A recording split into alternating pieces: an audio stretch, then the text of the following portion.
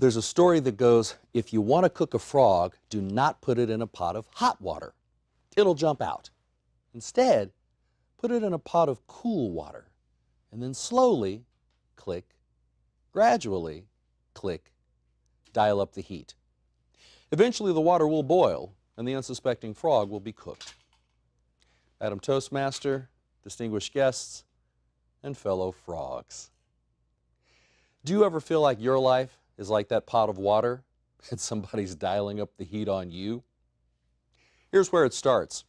Our parents said, get your education, get a good job. Get married, they said. Settle down, have some kids, they said. And many of us took their advice and we jumped into the pot of life. And it was cool. At first. Remember that first job? That was cool until you realized, oh, I have to work with other people. Click. I think it's getting warm in here. And then some of us we settled down, we got married. And marriage was cool. At first. And then we realized, oh, people change. Click. And then some of us had kids. And that was cool. Click. And then they became teenagers. Click. Click. I think it's getting really hot in here. Add to that financial problems, health issues, divorce, death, click, click, click. After a while, it gets so hot it feels like we're in a Nelly video. I am getting so hot, I want to take my clothes off. It's getting hot in here. Does it ever get so hot in your pot of life that you feel like jumping out? Here's a word of advice.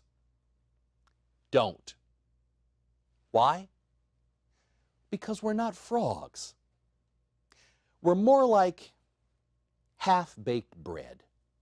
And what's true is most of us aren't done yet.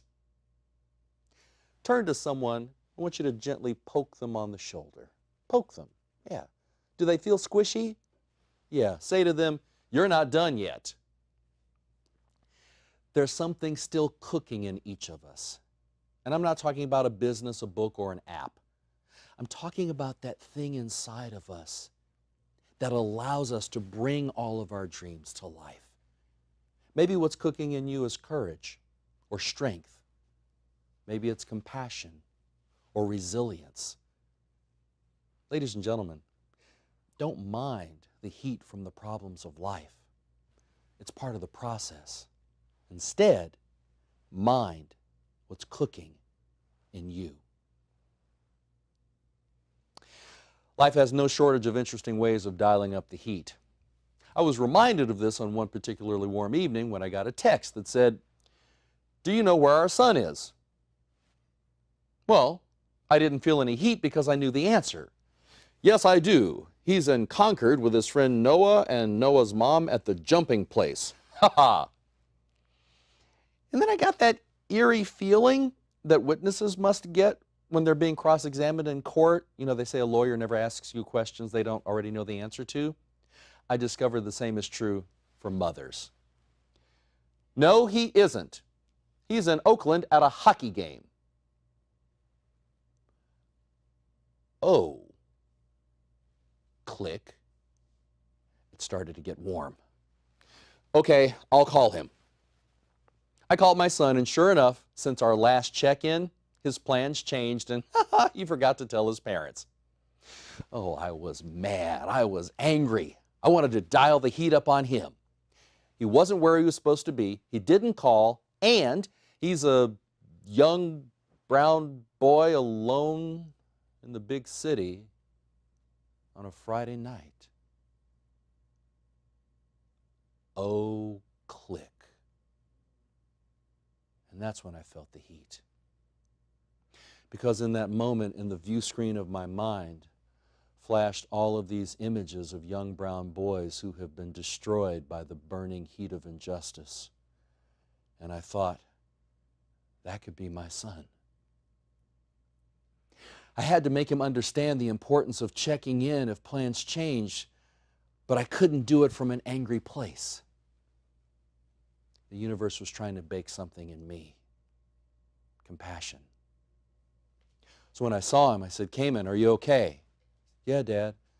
Did you have a good time? Yeah, Dad. Cayman, do you remember all those stories from the news about young boys about your age who've been killed? Yeah. Son, I need you to call and check in with me. I don't want the same thing to happen to you. I love you, and I need to know that you're safe. You see, I've learned that there are two kinds of heat in life. There's the kind of heat that transforms, and there's another kind that just burns. What's the greatest source of heat in your life? Is it the destructive, burning heat of a toxic work environment or an abusive relationship? If that's the heat you're feeling, you may have to do what President Truman said and get the heck out of that kitchen. But maybe what you're experiencing is the heat of transformation, and life is trying to bake something in you, in your job or your family or in your relationship. And if that's the case, don't run from that heat. Run to it and allow it to mold you and shape you and build your fortitude to bring forth that which is necessary for your evolution. Poke them again. Are they still squishy? Yeah, it's because we're like that half-baked bread, and we're not done yet. So, ladies and gentlemen, don't mind the heat from the problems of life. It's part of the process. Instead, mind what's cooking in you.